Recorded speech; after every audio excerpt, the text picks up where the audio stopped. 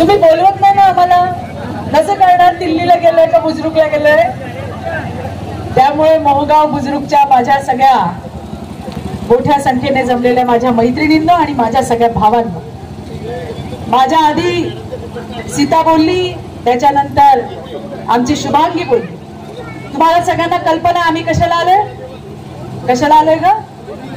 कशाला करायचं का नाही? मोदींना पाठवायचं का नाही? परत तिसऱ्यांदा पंतप्रधान व्हायचे का नाही मोदीजी? आता मला सांगा, का बरं मोदीजी पाहिजे? का पाहिजे भाजप? आता इथे एवढ्या आजी बसल्यात, आजी आहे ना, मतदान करते का नाही?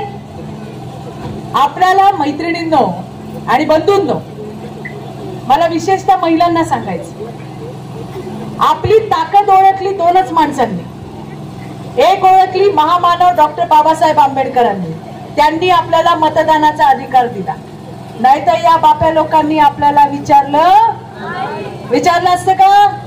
ते म्हणले असते, आता आमची सभा आहे, 500 भाकऱ्या करा, बरोबर? पण महामानव डॉक्टर बाबासाहेब आंबेडकरांनी ओळखलं, या देशातल्या माझ्या सगळ्या माय माऊलींना मतदानाचा अधिकार दिला पाहिजे.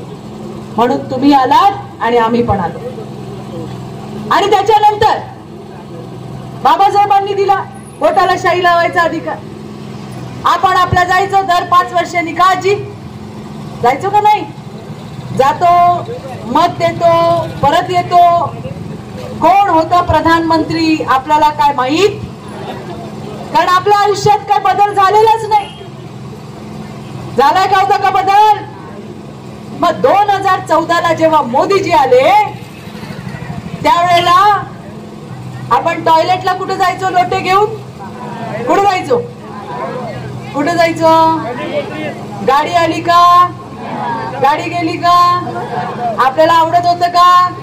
कधी कोणी आपला विचार केला का?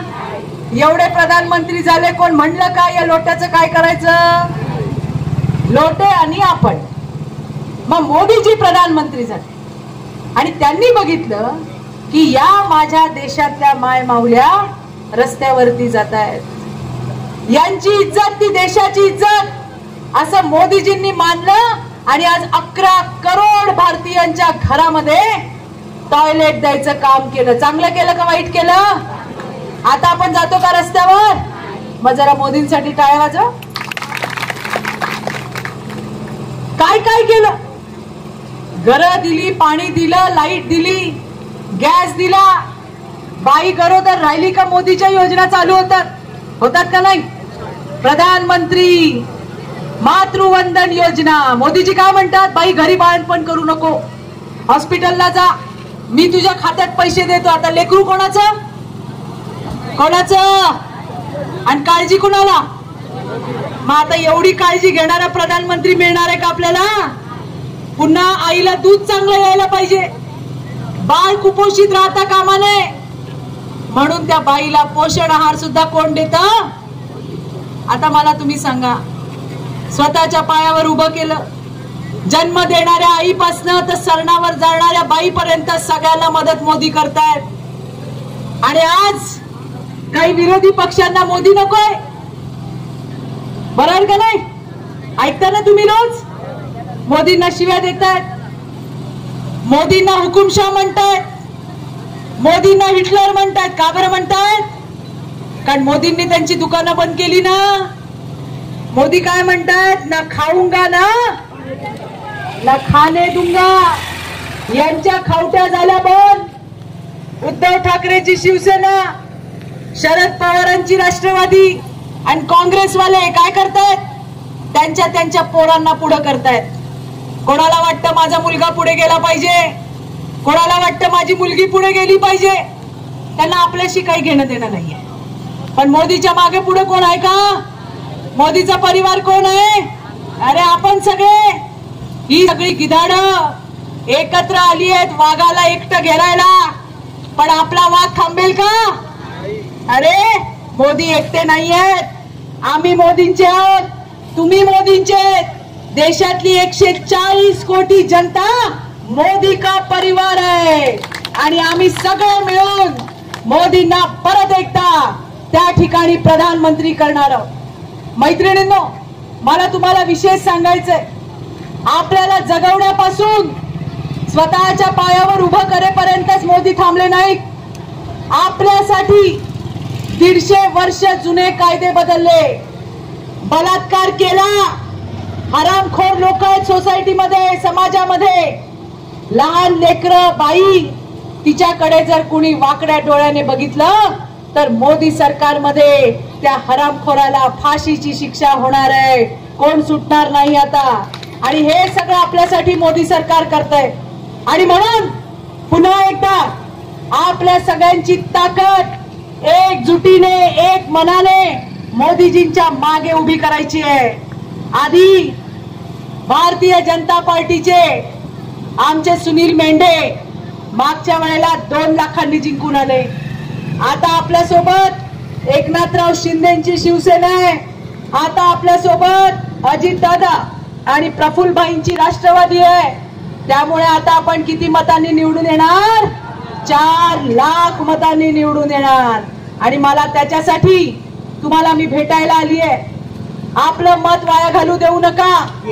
मला तुम्हाला विशेषतः भगिनींना सांगायचंय, जबाबदारीने तुम्हाला सांगते, मोदीजींच्या या 3ऱ्या एरामध्ये सगळ्यात जास्त भाग्यवान आणि लाभार्थी जर कोण असेल तर ती या देशातली भगिनी असणार आहे, महिला असणार आहे.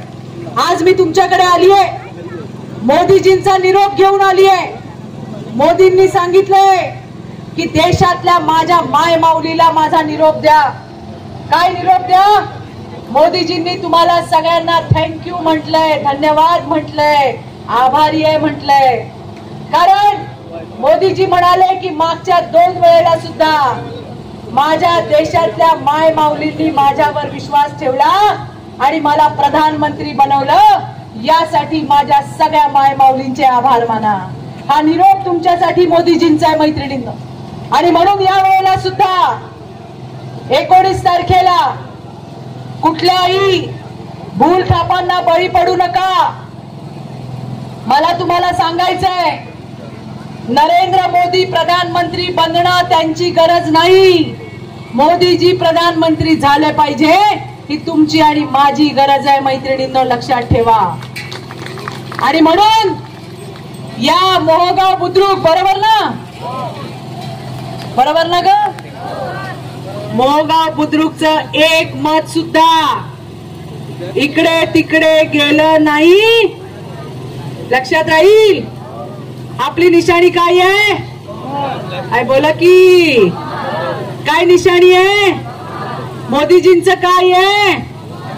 19 तारखेला आंघोळ करा, जय श्रीराम म्हणा आणि जाऊन कमळाचं बटन दाबा. सुनील मेंढेंना निवडून द्या, मोदीजींचे हात बळकट करा, हे सांगायला मी आली आहे. सुनील मेंढे सर्वसाधारण माणूस आहे, तुमच्या आमच्यातला माणूस आहे. आपले दुःख, आपले कष्ट त्यांना समजतात. त्यांच्यापर्यंत आपण जाऊ शकतो. आणि खासदारापेक्षा आमची खासदारीन बाई आहे ना, खास. येते का नाही तुमच्याकडे? येते का नाही? येते का नाही ग? येते ना ग. त्याच्यामुळे ही आपल्यातलीच आहे. तुम्हाला वाटतं का खासदाराची बायको आहे? नाही ना, आपल्यातलीच, तुमच्या माझ्यासारखी. त्याच्यामुळे खासदार तर काम करीलच करील, पण खासदारी बाई सुद्धा मागे राहणार नाही, हे तिच्या वतीने मी तुम्हाला सांगते. आणि आपल्या सगळ्यांची रजा घेते. जरा घोषणा द्याल का? हात वर करून. आमचे भाऊ पण, तिकडचे पण द्याल का रे दादांनो? भारत माता की, भारत माता की, वंदे वंदे, जय श्रीराम, जय श्रीराम. धन्यवाद. जय हिंद, जय महाराष्ट्र.